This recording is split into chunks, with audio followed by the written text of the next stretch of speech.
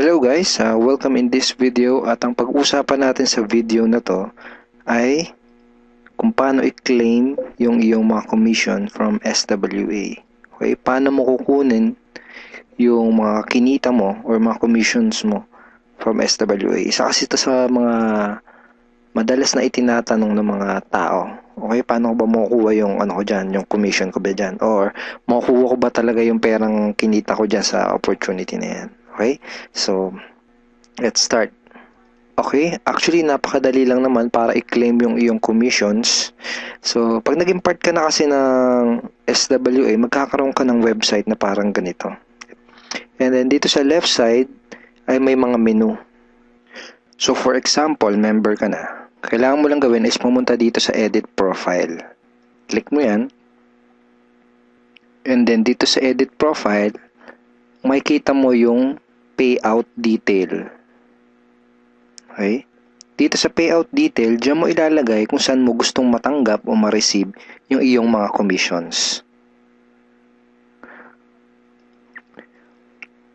So, marami tayong options para ma-claim mo yung iyong commissions. Okay? Ito yung ilan sa mga payout options natin. Through banks, pwedeng BPI, BDO Union Bank, HSBC, pwedeng Globe, GCash, Smart Money. And kung wala ka pang bank account and kung ayaw mo din ng GCash, ayaw mo din sa Smart Money, pwede mo kunin yung commissions mo through LBC and Western Union. So, very flexible. Flexible yung payout natin. And then, sa mga kumuntanong, paano ko pag nasa ibang bansa ako? Paano kung OFW ako? Paano ko makukuha yung aking commissions? Pwedeng, ang gamitin mo is through PayPal. Okay? So, free lang naman ng mag-register sa PayPal. Gagawa ka lang ng account dyan.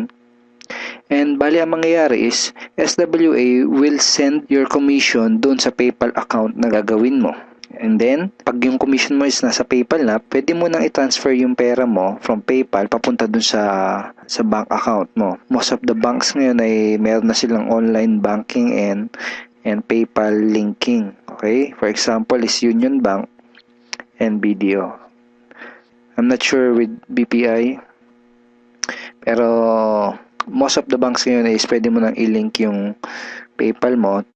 Ibig sabihin, kapag yun nakatanggap mo na yung money mo from PayPal, pwede mo na i-transfer yun papunta sa yung Union Bank and BDO. Okay? And another option na ginagawa din na yung karamihang mga OFW nating members, they claim their commission through Western Union. So, para malaman ng mga admins ng SWA kung saan nila ipapadala yung commissions mo, kailangan dito sa payout detail mo naka-indicate kung saan mo gustong ma-receive yung mga commissions. Okay, so ano ang ilalagay mo dyan? Okay, para malaman at para masiguro natin na mapupunta at marireceive mo yung iyong mga commissions. Okay. Let's say for example, ang napili mong option is bank transfer. Kailangan mo lang ilagay dito sa payout detail ay itong mga information na to. BDO, account name, account number. So, basically, halos yan lang talaga eh. Account name and account number. Ganun din sa Union Bank, sa BPI. Okay? So, paano yun? Lagay mo lang dito sa payout detail ay ganito. BDO. Then, yung account name. Sabi natin, Juan de la Cruz. Tapos yung account number. So, I think 9 digit pag sa BDO. So, pag BPI naman, ganun din, lagay mo BPI, yung account name,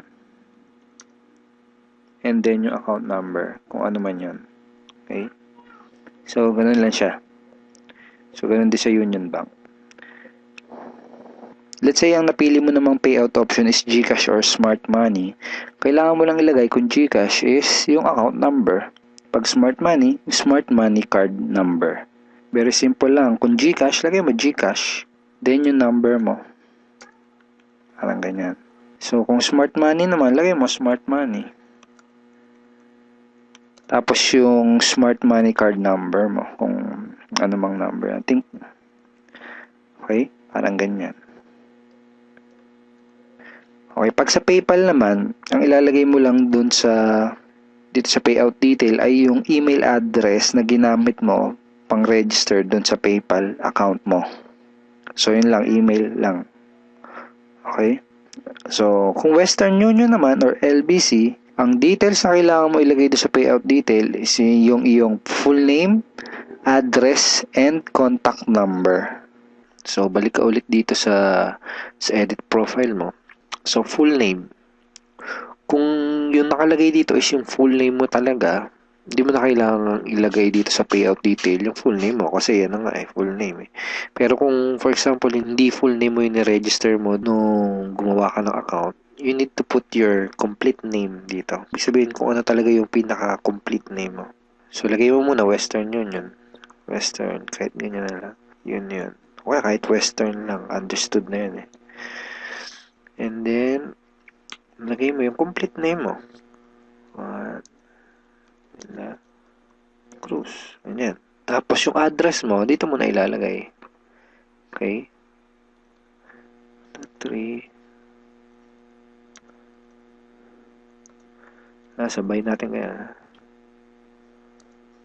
Ganyan. Tapos yung number mo, dito na lang din. Sabihin natin ganyan. Okay? So, yan.